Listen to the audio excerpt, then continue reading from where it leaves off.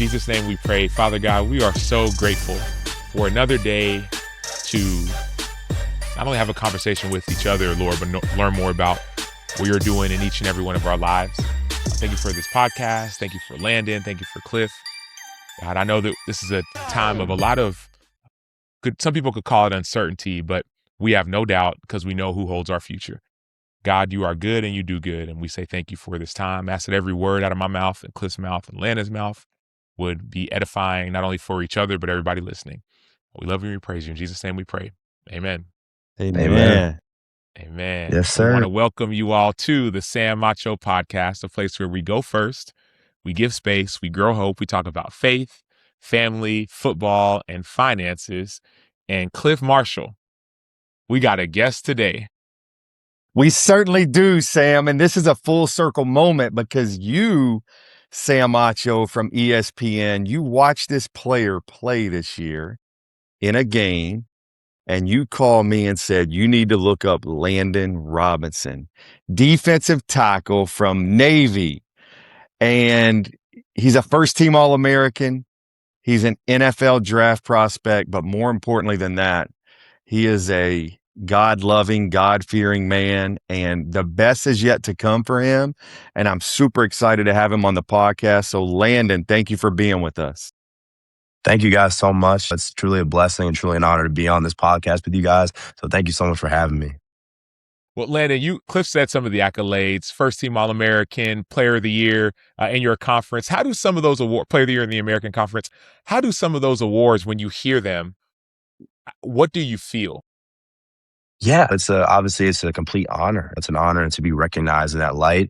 And it's an honor to be able to have all that hard work that you put in over these years come to fruition in these awards. So it's a blessing, and I'm extremely thankful for that. But it's also just it's a reminder of just to keep working, right? It's never an end in sight. It's always just a journey that you just keep going on and continue to get better and better every single day, just to continue to get more. So I'm just excited to just keep working.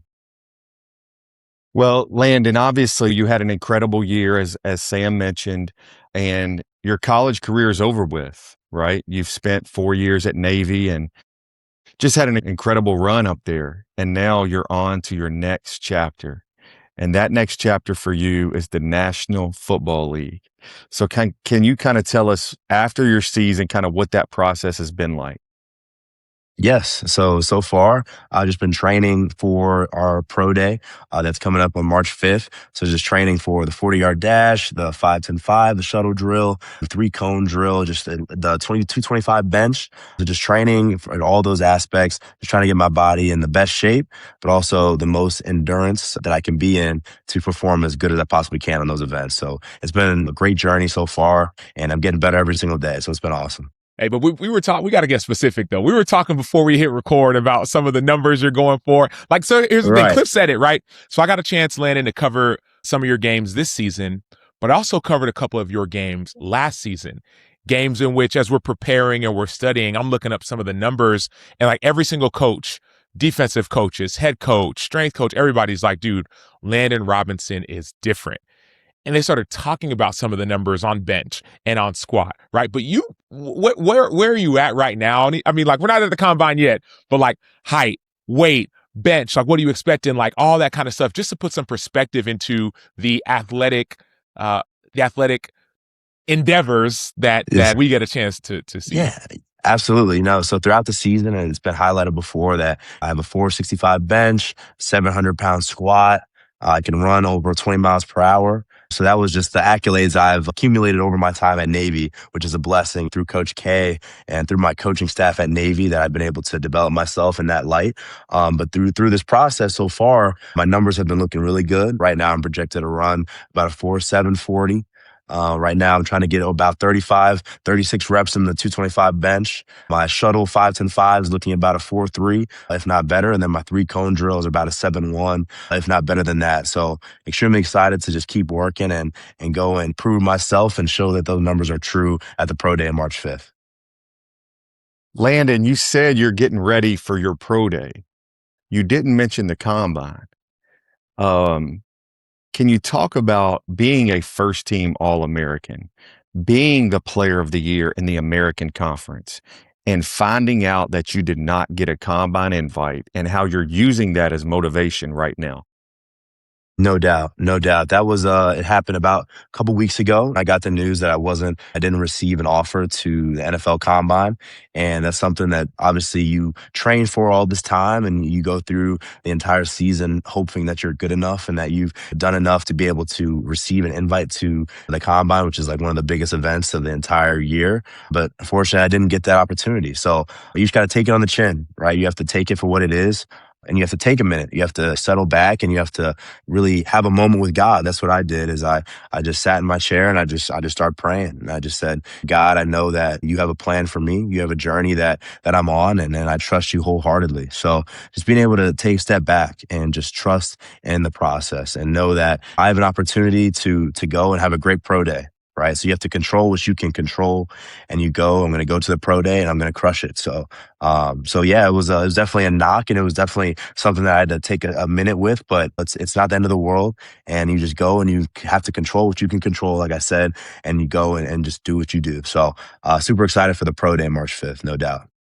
I want to go back just quickly, Landon, to sitting in that chair.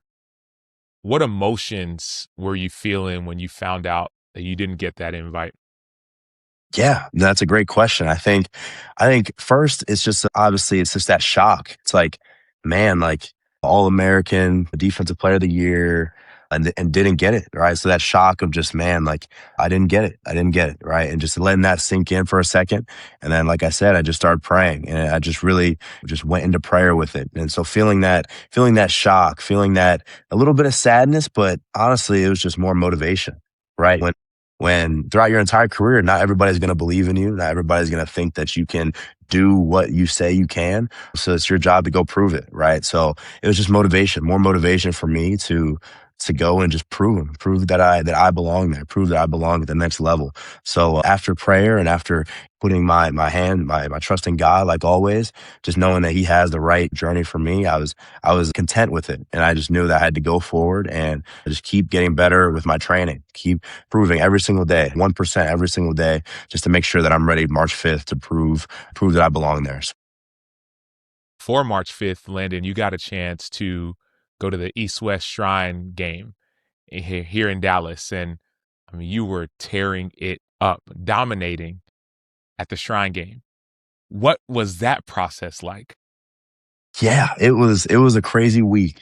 I had never throughout my entire collegiate career, I played Notre Dame, I played big offensive lineman, but coming from Navy, it's like it's not every day that you get to play like a guy from Texas, a guy from Ohio State or whatever you have. So those being able to go there and compete and win reps against guys of that caliber of team it just shows that I can compete with anyone in the country.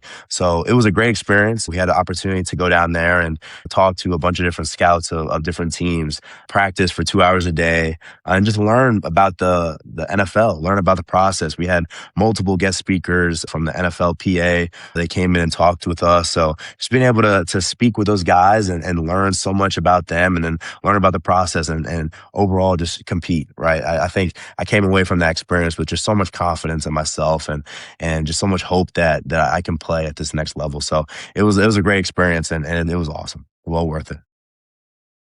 Landon, you told me today that you watch film every night before you go to bed. And there's one Yes, sir. particular player that you watch. Can you tell us who that is and why you watch him? Yes, sir. Every day before I go to sleep, I go on my phone and I turn on some Aaron Donald film. Every single night before, because I like to visualize, right? I like to visualize. He was a Hall of Famer. He's going to be a Hall of Famer, great player, but he was also my size, right? 6 foot, 280 and dominated for years, for 10 years in the league. And he showed that he could play at that level, even at that size, right? So obviously watching that film and seeing the techniques that he used, seeing how he used his speed and his strength and his quickness to be able to win reps and get in the backfield and wreak havoc on the offense, that's something that I can replicate, right? Because we have similar body size. We play to a similar style. So being able to absorb the film that I watch and see the technique is just something that I can do every single day. Even though I may not be playing football right now, I can use that and mentally get better every single day. So when the time comes, I'll be ready to go and go play at a high levels. And Cliff tells me that in addition, you said you listed 6 feet tall. NFL's maybe looking at that. Are you tall enough, right? Are you big enough? But Cliff says, man, you got a long wingspan, right? Like as far as length, using your arms, using your hands. I've even seen you on punt block, doing fake punts and running for 30, 40, 50 yards. So, but how do you use your length? I guess here's my better question. What do you use to your advantage with your height or your length or your speed or like what do you use to your advantage being the size that you are? Yes, sir. Yeah, I'm listed at 6 feet, but we did the wingspan the other day and I had a 6'6" wingspan.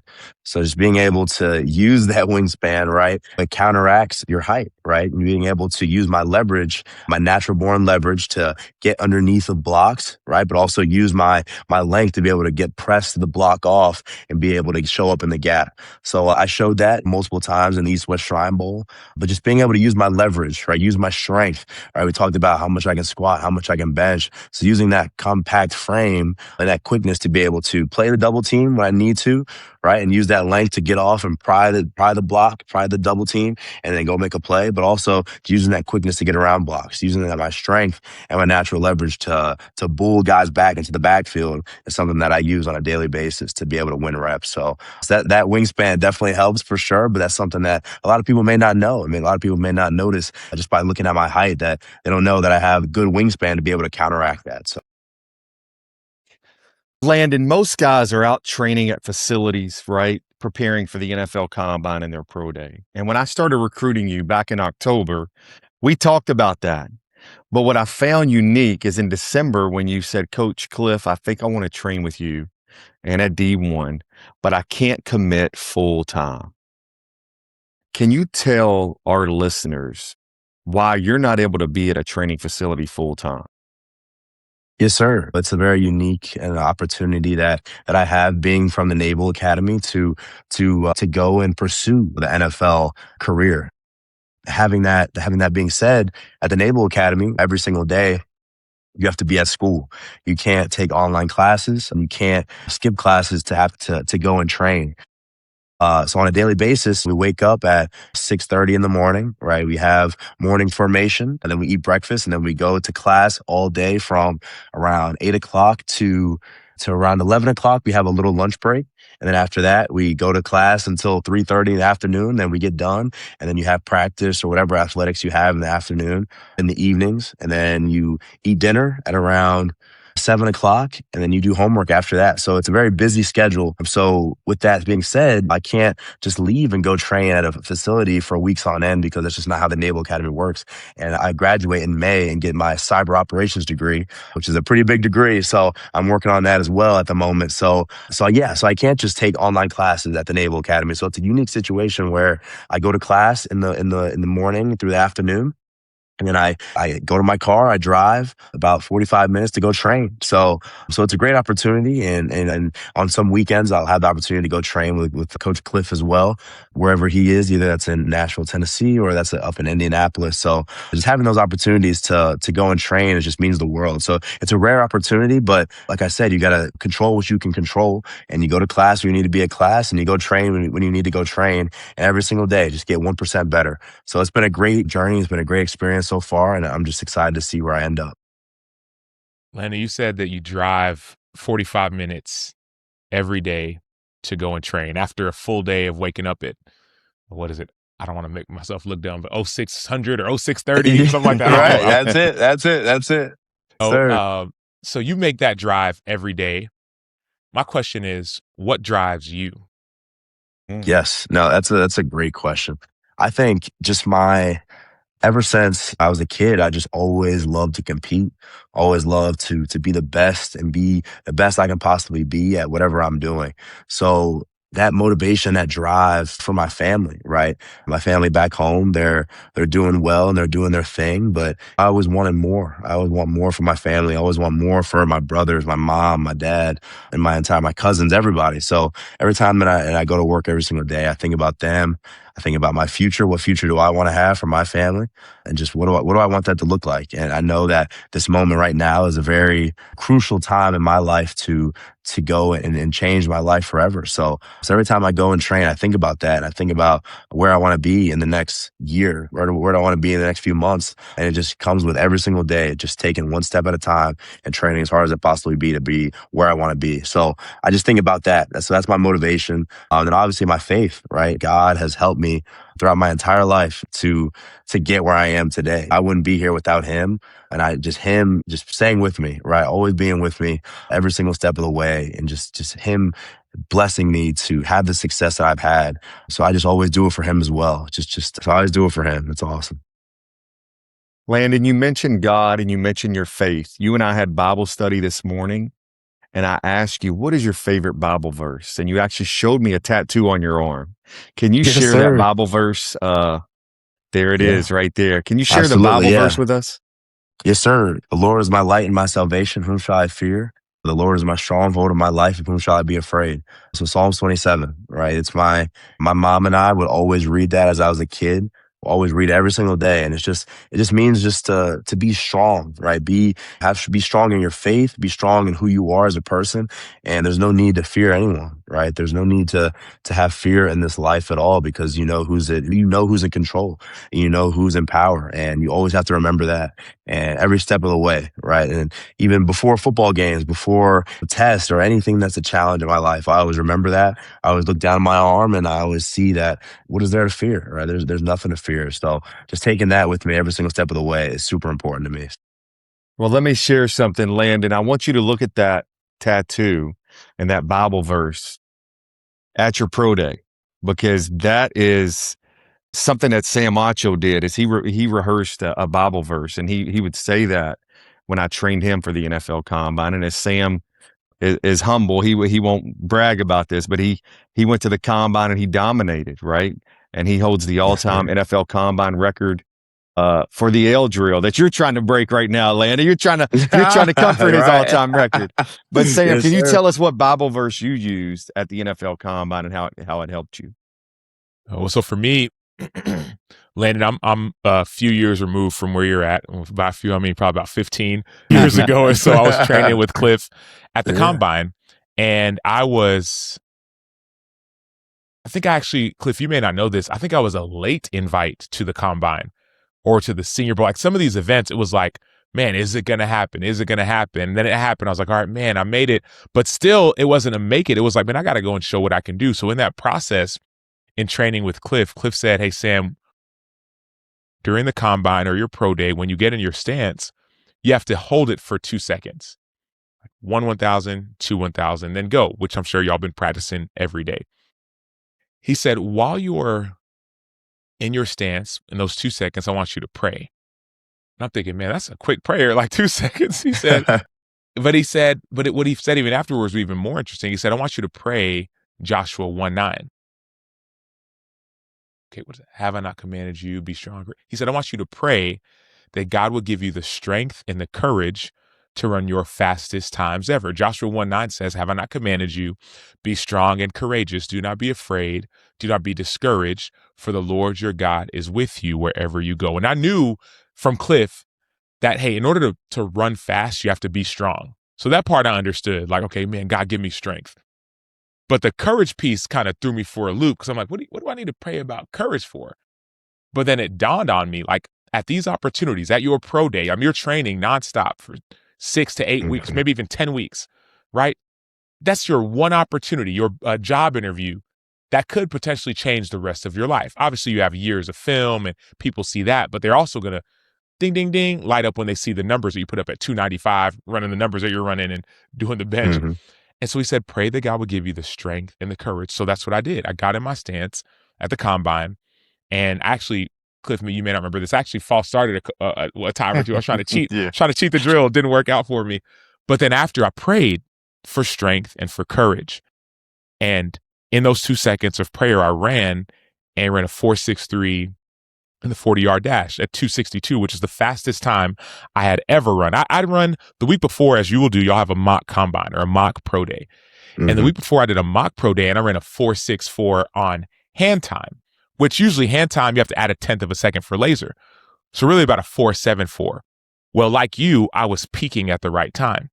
And so from the week before, when a 4.64, really 4.74, to the next week, I prayed that God would give me the strength and the courage to run my fastest times ever. And I did. I ran a 4.63 in the 40. Went to the L drill, a drill that I had hated, a drill that I'd struggled with, a drill that I would hate the days. I think we did it on Tuesdays and Thursdays, Cliff. And I'm like, man, why do we got to do this drill again? I was so I think Tuesdays and Fridays. I was so frustrated. But I prayed in my stance for strength and for courage, Joshua 1:9. And I got in my stance and prayed, and then I went 1, 2, touch, 1, 2, touch, 1, 2, 3, 4, 5, finish. Yeah. And I turn around. I didn't hear anything. I just see one of the scouts, and you'll see this at your pro day. There'll be 2 scouts. One of them looked at his stopwatch, looked at the other guy. The other guy looked at his stopwatch, looked at the other guy. They both showed it to each other, and they say 6.69. And I was like, wait, what? Mind you, I came in, Landon, to like the first week with Cliff, ran a 7.6, which I'm like, man, that ain't very good, but I mean, 7 is good. The week before at the mock combine, I ran a 6.9, which is hand time, which I'm like, man, if I could do a 6.9 at the combine, that'd be amazing. Prayed for strength and for courage to run my fastest times ever. And God answered that prayer in a 6.69. And the pride of me, they were like, hey, run it again, run it again. I was like, yeah. My teammates like, dude, don't run it again. You are good. I mean, like, do not. So my point is, like, that was my prayer and God answered it. It takes more than just strength to do what you've done. I mean, you've dominated. You have dominated. I've watched pretty much you for the last 2 years, even in preparing. Like, you have dominated, but it's not just because you're strong. It's not just because you can bench 450, almost 500, and squat 700. You're also courageous. It takes courage to get in the trenches every single week and know you may not be the tallest, but you have the biggest heart, right? And you have a 6'6" wingspan that don't hurt either. It takes courage to be on the punt protection team and then literally be not only protecting, but also you're catching fake punts or you're running the ball. Like, it takes courage to do what you're doing at the Naval Academy. And so that was a prayer that I prayed with Cliff, and I'm confident that as you pray the prayer that you have on your wrist, on your forearm, in your heart, that God will answer that as well. Yes, sir. That's powerful. Yeah. Thank you, Sam, for sharing that. That's awesome. That's great, Sam. Yeah. Yes. And Cliff, I did have one question too before. I know you had one, but you talked, Landon, about the day-to-day at the Naval Academy. What does it really look like? Like, what is like some of the hard stuff and the daily stuff that we might take for granted?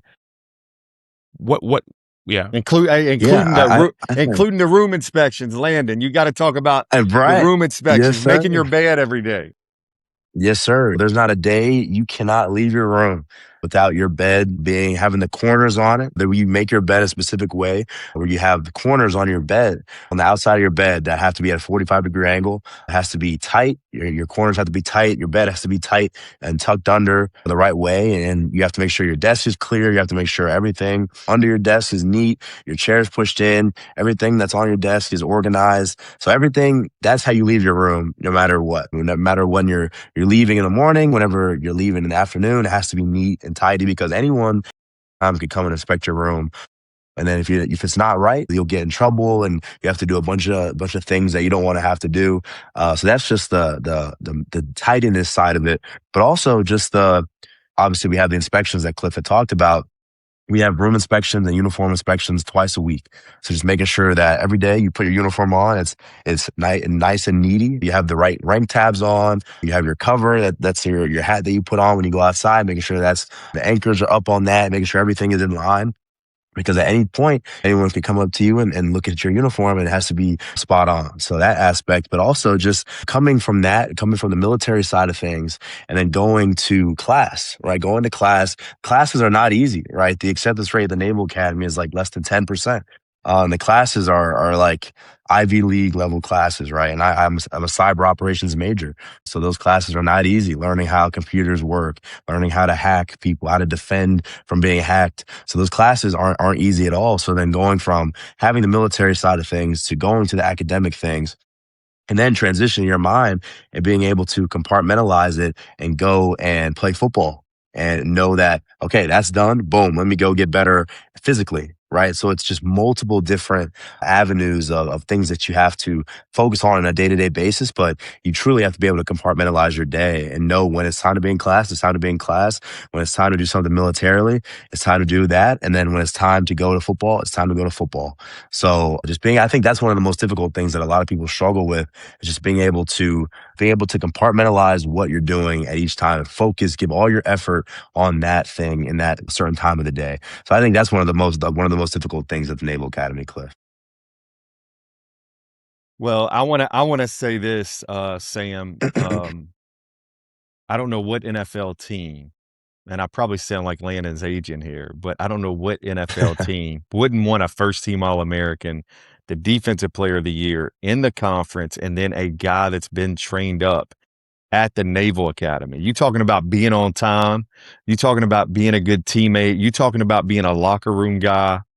I mean, very coachable, humble, hardworking. So, Landon, much respect to you there. I've got to tell you a funny Thank you. story. Your mom told me when you were a kid, to punish you, she did not ground you. She did not send you to your room and make you stand in the corner. She took exercise away. She took lifting weights away. That was your punishment. Can you talk about that? Yes, sir. Yeah, I think when I was a kid, when I would get in trouble, my mom, she knew every day I'd get home from school, I would just work out. Before I knew what working out was, I was doing push-ups, doing sit-ups, just always trying to improve my body in some form of way. So whenever I'd get in trouble, my mom was like, "Oh, like he likes to work out? You can't work out." So she would use that as my punishment. It was as a kid, I was like, "No, like there's no way. I got to do my push-ups. I got to get it in."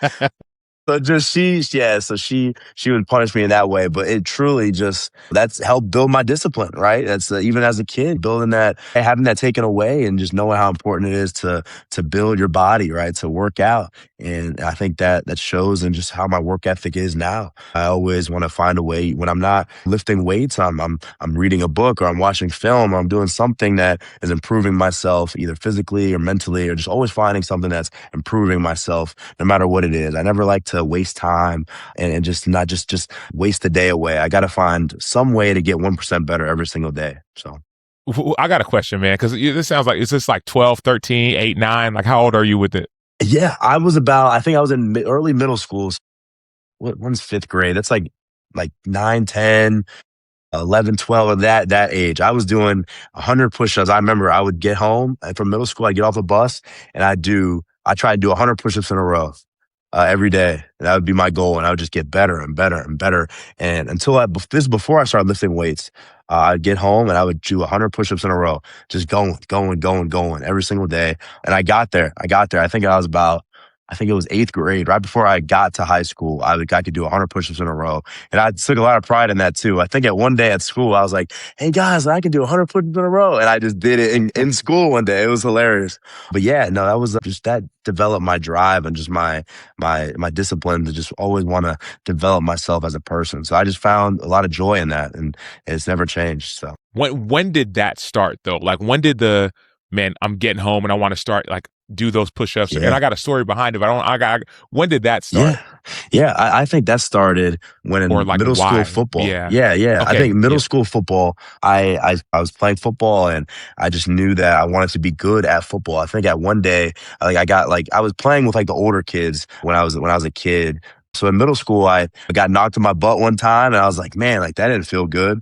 So I was like, man, I gotta get big. I gotta get stronger. So that I took that and I was like, the only way to get stronger is to work out and build my body up. So then I just started doing push-ups and I was like, okay, I got about 30 in a row there. Okay, what can I do the next day? And I got like 35. Okay, the next day, all right, 40. So just always just building myself and just finding myself getting stronger and stronger every single day. So I think it just stemmed from just my will to compete and my will to just get better so I can be as good as I possibly can. So it sounds like somebody created a monster, man, in middle school after him, Yes, whoever pushed you sir. over, bro. Because Yeah. like I remember being in middle school and I could not do a push up. There was one. I mean, I remember we do those tests, and I was a bigger kid. Yes. They did those Mhm. tests where how many pull ups you can do, how many down and back before the buzzer, and I couldn't do a pull up. I could barely do a push up, and I don't know what it was, but something was like, dude, I gotta this is embarrassing. You know what I mean? Mm-hmm. And Yeah. so I would try to just do like, if I could just get one, I could do one. And I did one. And I said, okay, let me do 5. And I could do 5. And I said, I'll do 5 and take a break and do 5 more. Man, I got 10 today. The next day, maybe I could do 10 and 10. I got 20. And then it got all the way up to like, I don't think I got to 100 in a row.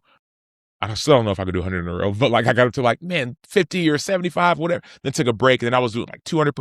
So my point is like, it sounds like it took a hardship before that piece of you got woken up. Yes. Which is not really a question, but just really an observation. Yes, sir. Yeah, thank you. No, that's 100% right. It's something that it builds in you, and it's something that is developed just through your hard work. And before you know it, you just have this habit that it never goes away. And that's how it got developed. So. Wow. Speaking of hardship, we like to talk on the podcast about adversity. So obviously you've had a lot of great things happen in your life. You've had prosperity, but we also want to know about adversity. So can you tell us, like, what's the hardest thing you've had to deal with in your life? And then what did you learn from that moment? Yes, sir. I think that's a great question, Coach. But I think one of the most difficult things that I had to go through was, obviously you go to the Naval Academy and you go through the military training, and that's difficult because you don't have your phone and you have to go and be pretty much shut off from the whole world for almost a month while you go through this military training. And that's difficult. But I think one of the hardest things that happened to me was after that. I just got out of plebe summer my freshman year, and I go to the football facility and I'm like, man, okay, it's finally time for football. I'm going to go play football. It's going to be awesome. This is what I've been waiting for. And I get to the football facility, and our defensive coordinator at the time, who's now our head coach, Coach Newberry, he comes up to me and he's like, hey, Landon, like, we know you've been playing linebacker all this time, but our linebacker is really full right now. We want to see what you can do at defensive line. Right. Because I was around 230, right? I was like a 230-pound linebacker. So I was like, whatever you need, coach. Right. I was like, whatever you need me to do.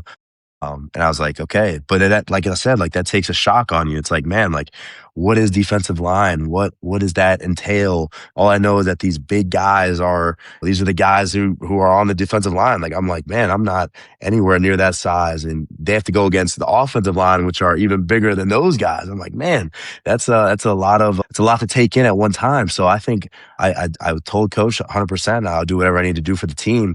But that was a challenge. That was a challenge mentally, and that was a challenge physically for change, right? So I didn't play at all my freshman year season because I just got moved to D-line. And then my freshman year spring ball, I got out first time playing defensive line, and I was going against the starting offensive line at Navy, very polished, very seasoned offensive line. They were all seniors or going to be seniors that upcoming season. And I was 230-pound nose guard, 230 pounds. And I was like, man, I don't know much about defensive line, but I'm just going to get off the ball. I'm just going to go. And I just would get off the ball. I remember after the first day of spring ball at practice, I had bruises just all over, like shoulder, my entire arms were just full of bruises because I didn't know how to use my hands. I would just fly off the ball and just hit shoulder checking everybody all day. And I had some success, but sometimes I'd get knocked on the ground, right? So I think that, and then going after that spring ball, I went to my nutritionist. I went to my coach, and I was like, hey, coach, like, I'm small, but what can I do to continue to improve myself? What can I do to make myself the best defensive lineman that I can possibly be? And my coach, he gave me Coach Hall. He gave me film to watch. He sent me some Aaron Donald film. He gave me Kalijah Cansey film. Atkins film, like all these films that I could do to emulate that into my game, right? And then my nutritionist is like, I got you. And he gave me like a 6,000 calorie meal plan to just eat and eat and eat and eat. He was like, you stick to this, you'll be where you need to be. And I was like, that's all I needed to hear. So I went throughout the entire summer and just continued to follow that plan. And I went into the fall camp. I gained about 50 pounds. It was like 45, 50 pounds in one summer. And I came back at 285 and I was playing. And I pretty much transformed my body into a defensive lineman in one summer. So I think just through that experience, it was adversity. It's something that, when someone says you're changing positions, it's not like I'm going from like safety to linebacker, or safety to DB. It's like you're going from linebacker to D line. So it was a big change, but it was something that I learned that, you can do anything. Anything is possible. And through hard work and dedication, you can make it work. So I learned a lot through that process. And I'm glad. I just thank God for blessing me to be able to gain that weight and keep the speed and keep the strength and quickness that I had like before as I gained the weight. So extremely thankful to God and extremely thankful to my coaching staff and my nutritionist for helping me through that. Man, it's no wonder the skill set, because it's like, man, this is a linebacker with a linebacker quickness, but the strength of a defensive lineman. I hear stories about that all the time, right? Guys who have put on weight, but I've met them after the fact, right? Guys like Lane Johnson, who was a tight end, now he's an offensive lineman, or Jason Peters, who put on this weight and they're 17 years and all pro and future Hall of Famers. But what did your body feel like going from 230 to 285? Yeah, I think truly, I think this is all God, but I felt good. I felt good. Like as I was gaining the weight, I was going out in the field and I was doing footwork. I would just continue to stay on the ladder, the footwork ladder, and just make sure my feet are quick, making sure I'm running and staying in shape as I'm gaining this weight. And I felt good. And I think just through my ability to lift weights, because I had a strong build before. So I think just being able to keep through my strength and through that lifting of weights that I love to do, the weight change didn't really affect me all that much. It was just a few pounds, like 50 pounds. Like that's nothing. So I think just through that build, I was just able to keep my speed and keep my strength. So Cliff, we just heard Landon talk about a man by the name of Geno Atkins. And Geno's a guy who you pretty much trained his entire career. I'm not trying to ask a leading question, but I do want to know, you spent 2+ decades training NFL players, collegiate, etc., all pros. You name it, Hall of Famers, Luke Kuechly, you got the list goes on and on. Who does Landon Robinson remind you of? Well, physically, he reminds me of Geno Atkins. Geno was about 6'1". He played at around 285, 287, was super explosive. He benched 465, just like Landon Robinson benches 465. I have a photo of me spotting Geno benching 465. He squatted the house. He ran in the 4.8s, I believe, was really good, had great feet, and he just beat his opponents with quickness and with his leverage.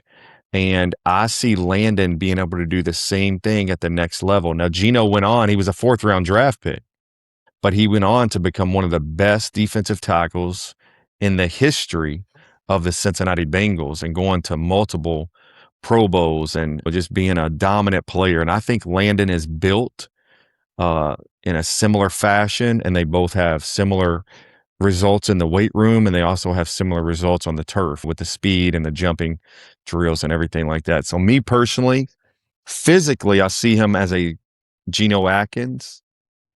I see his personality and his work ethic along the lines of a guy like Luke Kuechly. Luke was a yes, sir, no, sir, I'm on time, I'm going to be the first one in, last one out, military type, right? Making my bed and doing what is required each and every day and being a good teammate. And I say that in all sincerity because I don't use that comparison with many athletes. But I've been around Landon the last 2 months, and he's right up there with the Luke Kuechlys and the Sam Achos of the world from some of the best guys that I've trained in the NFL. Landon, when you hear something like that, what goes through your mind?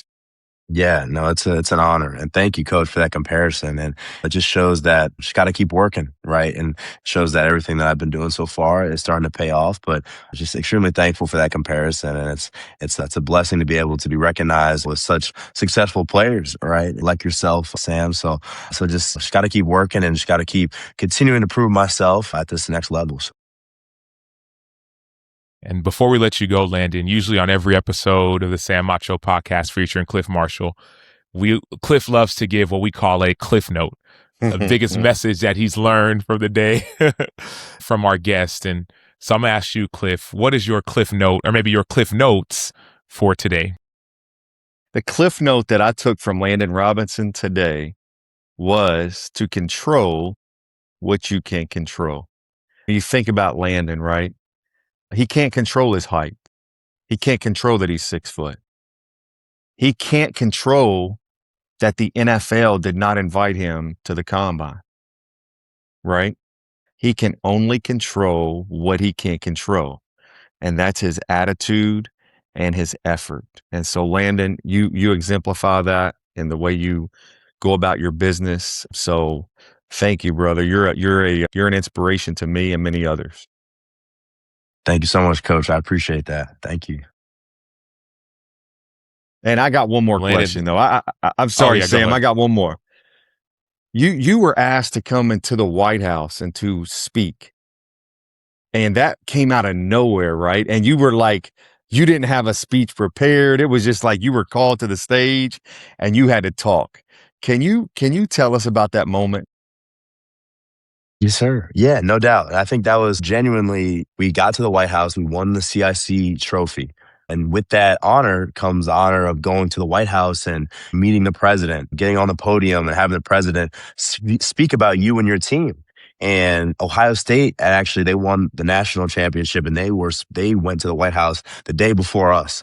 And I remember watching them on there, and President Trump is speaking to them and speaking about their journey and everything. And I was like, man, that's really cool. We get to do that tomorrow.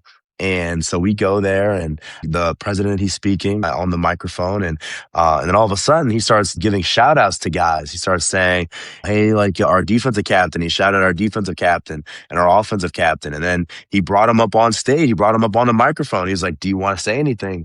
And he brought him up, and they said some words. And I was like, wow, I'm standing in the back and kind of like, wow, like that's really cool.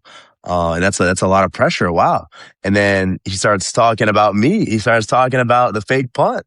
He's like, okay, this guy, he ran the fake punt. He ran it for about this many yards, and he had about 13 tackles. And then I was like, oh my goodness, he's talking about me. And my heart starts thumping, and he's like, hey, Landon Robinson, come on down.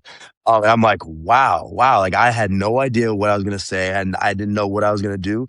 But I was like, the president is calling me up to go speak on this microphone. So let's go do it. So I went down there and I shook his hand, and I just spoke from the heart. I just thanked my coaches, thanked my teammates, and then I went back up and stood back in the stage. But it was truly just a surreal moment and surreal experience that not many people get to experience. Going to the White House, let alone shaking the president's hand and then speaking on the president's podium, is something that it doesn't happen on a daily basis. So that was a surreal moment. And it's really, from that moment on, I never have any type of stage fright or anything of that nature, because what more pressure can it be speaking on the presidential podium with nothing to say, just coming straight from the heart. So that was a really surreal moment, and it's another example of just how you handle pressure. You just have to go perform. You don't have time to be nervous, just go and perform. So it taught me a lot, but it was a very surreal and very cool experience. That's so awesome. That is so awesome, man. I saw the part of the video, Landon. If I didn't know it was out of nowhere, Nowhere. Had no idea. Yes, sir. So heart thump, boom, boom, boom, boom, boom. When did it slow down? It slowed down. It really didn't slow down until I walked back up in the stage, but I just had to breathe. I think that's the most important thing, is whenever there's a big moment that presents to you, you can handle it, but you just have to just calm your body down. It's like a body response to want to just freak out and breathe fast and everything. But you just got to just breathe in, breathe out, and then just go handle the moment. So you can take that with speaking on the podium or with football or anything, you name it. That's a lot of pressure. You just don't see it as pressure. Just see it as another opportunity to go and to show what you have. So. That's so awesome. Well, I can't think of a better way to end the podcast than that, Landon. Yes, sir. Not only given us lessons about life, but lessons that you've learned through your time at the Naval Academy and through your experiences being called up by the president and running fake punts, and also transforming your body and seems like your mind, and even spiritually the growth as well. So Landon, man, thank you so much for not only joining the podcast, but being a man of commitment. We've been asked by a lot of different people to do a lot of different things, but you said yes to Cliff. And I asked you before we press record, you're like, man, it's been awesome. And I know your family's behind you, supporting you, and even the commitment to still being in school, in class, doing everything that every other student is doing, and then driving 45 minutes each way on your free time to train, and then flying to Nashville or Indy. You are a role model And I appreciate Thank you so much. Thank you so much. And thank you guys for having me on the podcast and giving me the opportunity to speak my story and spread the word of God. So thank you guys so much for the opportunity. Yes, sir. And thank you, everybody, for listening to the Sam Acho podcast featuring Cliff Marshall. Our special guest today, Landon Robinson from the Naval Academy, future NFL star by the grace of God. But I'm excited about the numbers on March 5th, man. You said March 5th. I can't wait to see them numbers, Coach. Yes, sir. That's what I'm excited about. Cliff, what do you got to say? Last words for Cliff Marshall. Yeah, I'm just super excited as well. I mean, it's time for him to reap the fruits of his labor. And that means the daily grind that he's putting in, the commute to go train, getting up early, fueling his body, the way this guy eats, the amount of calories that he's taking in, his supplements, his sleep routine. Like, he's sowing a lot of good seeds. And I can't wait to watch him reap the fruits of his labor at Pro Day and then even beyond. Everybody listening, keep on sowing good seeds because you will reap the harvest. We'll see y'all next time on the Sam Acho podcast.